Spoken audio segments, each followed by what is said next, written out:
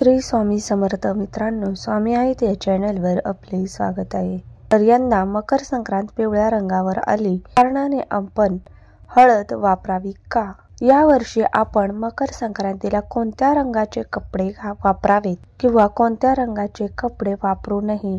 या वर्षी आपण संक्रांतीला कोणत्या फुलांचा गजरा चुकूनही वापरायचा नाही, शिवाय कोणता टिळा आपल्याला लावायचा नाही। या दिवशी काय खाऊ नये आणि काय करावे? या दिवशी आपल्याला कोणते दागिने घालायचे नाहीत, शिवाय आपण शृंगार करत असताना कोणत्या रंगाच्या बांगड्या घालाव्यात किंवा बांगड्या घालताना कोणते नियम पाळावेत। संक्रांत, किंक्रांत, भोगी अशी मकर संक्रांतीची संपूर्ण माहिती आपण आजच्या व्हिडिओमध्ये पाहणार आहोत। व्हिडिओ कोठेही स्किप करू नका। हिंदू भारतीय संस्कृतीमध्ये स्त्रियांच्या आज शृंगाराला विशेष असं महत्त्व असतं। कपाळावरचे कुंकू, गळ्यातले मंगळसूत्र, पायातील जोडवी, हातातला लाखेचा चुडा हे बाईच्या रूपात भर पाडणारे विशेष असं लेणं आहे। इंग्लिश नववर्षामध्ये पहिला सण येतो तो म्हणजे मकर संक्रांती। हा सण पौष महिन्यामध्ये साजरा केला जातो। पौष महिन्यामध्ये जेव्हा सूर्य मकर राशीत प्रवेश करतो तेव्हा संक्रांतीचा सण साजरा केला जातो। संक्रांती ही एक देवी आहे आणि ही देवी दुसरी तिसरी कोणी नसून आई जगदंबेचे एक रूप आहे। पण या देवीने मकर संक्रांतीच्या दिवशी शंकासुर नावाच्या राक्षसाचा वध केला होता, त्यामुळे या देवीला संक्रांती असे देखील म्हटलं आहे। संक्रांती दिवशी दरवर्षीप्रमाणे वेगवेगळ्या वाहनावर बसून येत असते। तसेच संक्रांती देवीच्या हातामध्ये वेगवेगळ्या प्रकारचे शस्त्र देखील असतात।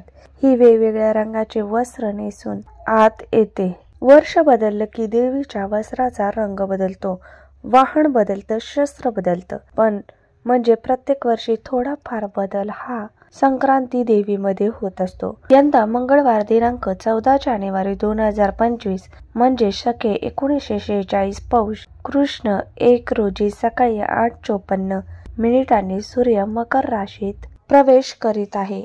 मंगळवारी 14 जानेवारी 2025 रोजी सकाळी 8:54 पासून ते संध्याकाळी 4:54 पर्यंत संक्रांतीचा पुण्यकाल आहे। सूर्याचे मकर संक्रमण बालवकरणावर होत असल्याने वाहन हे वाघ असून उपवाहन घोडा आहे। तिने पिवळे रंगाचे वस्त्र परिधान केलेले आहे। हातामध्ये गदा आहे, केशराचा टिळा लावलेला आहे, वयाने कुमारी असून बसलेली आहे, वासा करता जाईचं फूल घेतलेलं आहे, पायस भक्षण करीत आहे, सर्प जाती आहे, भूषणार्थ मोती धारण केलेला आहे, वार नाव व नक्षत्र नाव मोहदरी असून सामुदायी मुहूर्त 45 आहे, पूर्वेकडून पश्चिमेकडे जात आहे, वायव्य दिशेस पाहत आहे।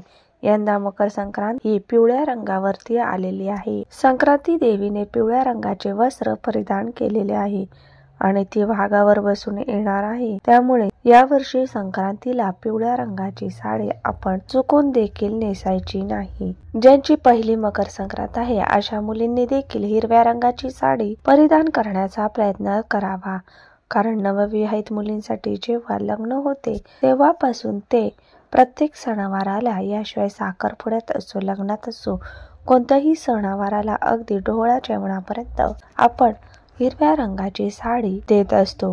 हिरव्या रंगाची साडी शक्य असेल तर तुम्ही नेसू शकता। या व्यतिरिक्त लाल रंगाची, गुलाबी रंगाची, केशरी रंगाची साडी नेसू शकता। तसेच मकर संक्रांतीला काळ्या रंगाचे वस्त्र परिधान करण्याला विशेष महत्त्व आहे। या दिवशी तुम्ही काळ्या रंगाचे वस्त्र देखील परिधान करू शकता। बऱ्याच जणांना प्रश्न पडला असेल, पिवळ्या रंगावर संक्रांती आल्या कारणाने आपण हळदी कुंकू लावावे का? तर हळद लावावी का? तर हळद ही पिवळ्या रंगाची असते, तरी देखील आपण पिवळ्या रंगाची हळद वापरावी। हळद वापरली तरी काही हरकत नाही, फक्त वस्त्रासाठी आपल्याला पिवळा रंग जो आहे तो वर्ज करायचा आहे। सणासुदीला आपण दागिने घालत असतो, कारण दागिन्याशिवाय आपला कोणताही साज शृंगार हा पूर्ण होत नाही। तर सोन्याचे दागिने देखील पिवळ्या रंगाचे असतात, तर दागिने तुम्ही घालू शकतात, कारण हळदीच्या दागिन्याचा यांचा कलर जरी पिवळा असला तरी देखील आपल्याला वस्त्रांचा जो रंग आहे तर तो पिवळा आपल्याला वर्ज्य करायचा आहे. मकर संक्रांतीला तुम्हाला केसरचा टिळा वर्ज्य करायचा आहे, कारण देवीने केसरचा टिळा लावलेला आहे. मकर संक्रांतीला देवीने मोती धारण केलेला आहे, तर यासाठी तुम्ही मोत्याचे दागिने जे आहेत तर ते वापरायचे नाही. या व्यतिरिक्त तुम्ही सोन्याचे दागिने वापरू शकता. या वर्षी संक्रांती देवीने वासाकरिता जाईचं फूल घेतलेलं आहे. त्यासाठी आपल्याला जाईच्या फुलांचा गजरा अजिबात घालायचा नाही. या व्यतिरिक्त तुम्ही गुलाब, शेवंती, मोगरा, अबोली अशा फुलांचा गजरा घातला तरी काहीही हरकत नाही. फक्त आपल्याला जाईच्या फुलाचा गजरा वर्ष करायचा आहे. जेव्हा मकर संक्रांतीला बांगड्या घालू तेव्हा पिवळ्या रंगाच्या बांगड्या आपल्याला घालायच्या नाहीत. या व्यतिरिक्त तुम्ही हिरव्या काचेच्या बांगड्या आवर्जून घाला. मकर संक्रांतीला हिरव्या काचेच्या बांगड्या सोबत लाखेची बांगडी किंवा लाखेचा चुडा घालण्याचे देखील अनन्यसाधारण असे महत्त्व आहे. शक्य झाल्यास लाखेची एक बांगडी का होईना संक्रांतीला घालावी. हिरव्या काचेच्या बांगड्या घालण्याला अनन्यसाधारण महत्त्व आहे. तुम्ही सोन्याच्या कितीही बांगड्या घातल्या तरी देखील ही काचेच्या हिरव्या बांगड्या घालत असताना मेटलच्या बांगड्या किंवा प्लॅस्टिकच्या बांगड्या चुकून देखील घालू नका. पिचक्या बांगड्या हातामध्ये ठेवू नका.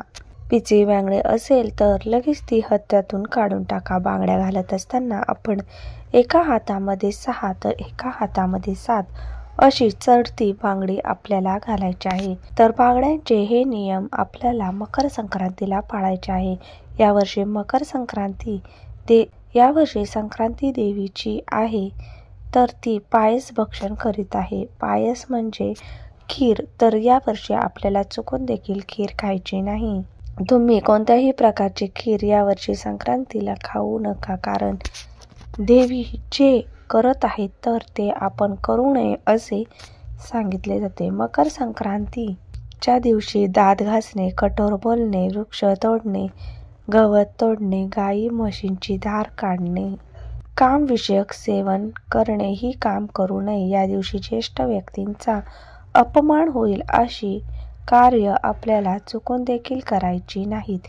या दिवशी आपल्याला घरामध्ये मांसाहार चुकूनही करायचा नाही. या दिवशी कांदा, लसूण देखील वर्ज्य केला जातो. मकर संक्रांतीच्या दिवशी दान करण्याला देखील अनन्यसाधारण असे महत्त्व आहे. या दिवशी तुम्ही नवे भांडे, गाईला घास, अन्न, तिळपात्र, गूळ, तीळ, सोने, भूमी, गाय, घोडा इत्यादींचे यथाशक्ती दान करू शकता. संक्रांतीचे फल यावर्षी काय आहे तर यावर्षी संक्रांतीने ज्या वस्तू परिधान केलेल्या आहेत त्या वस्तू महाग होतील. संक्रांती जेथून आलेली आहे तेथील जनतेला सुख प्राप्त होईल. मंगळवार 14 जानेवारीला संक्रांत हा सण साजरा केला जाईल, तर बुधवार 15 जानेवारीला किंक्रांत हा सण साजरा केला जाईल. मकर संक्रांतीच्या दुसऱ्या दिवशी किंक्रासुर नावाच्या राक्षसाला ठार मारले आणि त्याच्या त्रासापासून जनतेला मुक्त केले, तर यामुळे हा दिवस किंक्रांत म्हणून साजरा केला जातो. पंचांगामध्ये हा सण खिरी दिन म्हणून ओळखला जातो. हा दिवस शुभ कार्याला घेतला जात नाही. या दिवशी कोणतेही शुभ कार्य केले जात नाही. किंक्रांतीच्या दिवशी स्त्रियांनी शेणात हात घालू नये असे देखील सांगितले आहे.